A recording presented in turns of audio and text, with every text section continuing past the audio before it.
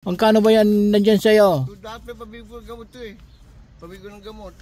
O ito. Opo. Pambili mo na ang pagkain. Kumain ka ha? Sabi na, salamat po. Tapos po salamat kuya.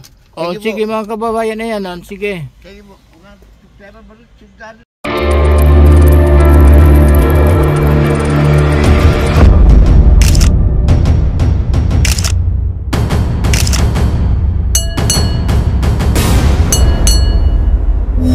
Matagal ka na dito? Opo, downtown eh. Ha? Downtown eh. 2 taon? Oo, natapos. Ma'am, got the spare change. Like $1. 2 taon ka na dito? Opo. Dito lang sa... Aji. Dito lang sa ano to? Sa... Dito po. Anong lugar ito? Sa... Dito sa San Fernando Valley? Opo. Kaya po, kuya, gusto po kasi basket chat ko eh. So, pag binagatas o ano, siya pagkain. May kapamilya ka sa Pilipinas? Oo, uwi lang ako. Ayaw ko tulungan eh. Ayaw Wala akong pantawag eh. Wala akong telepono, walang pang-bili overseas card. Oh, gano'n. Kuya, gutom na po ako. Basket chat ko, tulungan mo naman ako. Oh, bigyan kita ng tulong.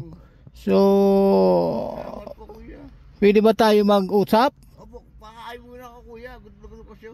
Masakit na chat ko eh. Oh, bigyan kita, kumain ka doon sa... Sa akon? Buy fast food dun. Yan. Sa bibingkahan. Bibingkahan, alam mo ba yung bibingkahan? Oo. Sige po, tiyan na po. Ha? Sakay ba ako sa kotse, maglalakad ako. Saan? Sakay ako sa kotse nyo, naglalakad ako. Hindi, may hinihintay ako dyan. Oo. Parang ba dyan, pera o parang... Pera, mayroon tayong kaunting pera dito. Gutom ako na kuya, gutom na ako eh. Sandali. Pasensya na kuya, gutom talaga eh. Sumasakit na tiyan ko eh.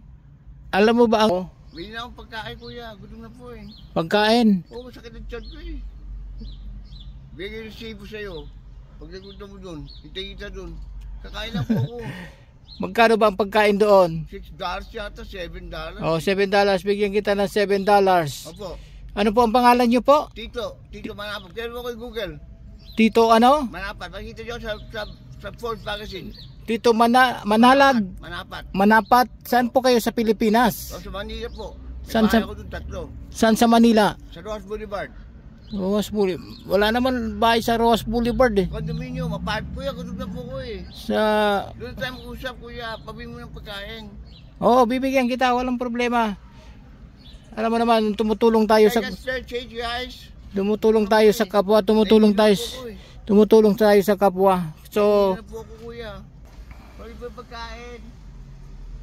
Ayan, humihingi po siya ng tulong sa... Pagkain. Gutom na po ko eh. Oo, wag ka mag-alala, bibigyan kita. Sakit na talaga tiyan ko kuya. So, bakit... Sakit na po eh. Oo, bibigyan ka. Wag ka mag-alala. Sandali, kukunin kita. O, hintay kita doon kuya. Ha? Hintay kita doon. Hintay? Hintay kita doon. Oo, wag na. Pag ano? O, babalik ako dito. De, pag may pupuntang kasi kami. Gusto ko lang maano mo, para ano... Alam mo, gumagawa ako ng content. So, kung may mga kamag-anak ka sa Pilipinas, ayun. Salamat po kuya. Bigyan kita ng, pagkasabi mo, $7, may ano ka dyan, may, ano ka pa dyan, ano ba yon? Magkano ba yan nandyan sa'yo? Dapat pabigo ng gamot to eh. Pabigo ng gamot. O ito, Opo. pambili mo na ang pagkain, kumain ka ha? Salamat po. Tapos po salamat kuya. O sige mga kababayan na yan, sige. Kaya po. Salamat ba rin? $6 to kuya. O dagdagan mo na lang yan. Ha? Yan ang kwan mo, dagdagan mo na yan, nasa kaliwang kamay mo, may pera pa. Ayan ba, kaibigan, nakakaawa yun, Pilipino, homeless dito sa sa Amerika, gutom na. So, ewan ko kung talagang totoo yung sinasabi niya. So, ayan, binigyan natin ng kaunting halaga para sa kanyang mga biling pagkain daw, gutom na daw siya. So, hindi ko na siya in-interview ng gaano dahil wala sa lahat, nagmamadali siya, gutom na daw. So binigyan na lang natin ng konting halaga, kaibigan. So nandito kasi ako sa loob ng sasakyan, hinihintay kong aking partner.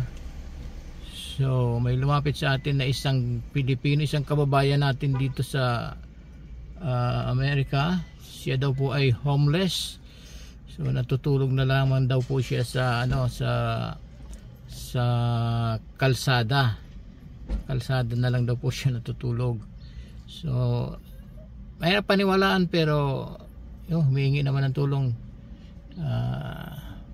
Maganda naman ang kanyang pakiusap sa atin. So kaya ayun, tinitingnan ko siya, papunta siya doon sa isang restaurant ng Pilipino.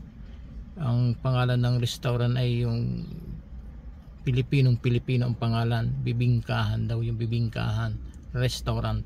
So ayan mga kaibigan, na hindi natin akalain na may isang kababayan tayo ditong homeless daw siya, homeless. So nakikita naman natin sa kanyang kasuotan, hindi natin masabing homeless or baka homeless lang, dahil sa kanyang itsura.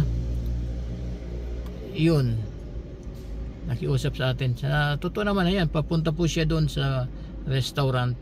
So yun mga kabayan, salamat po sa inyong panunod ng ating video. Please like and share po para sa ating channel, para na lumago ang ating channel. So hopefully na wag po kayong magsasawang manood sa ating mga ginagawang video.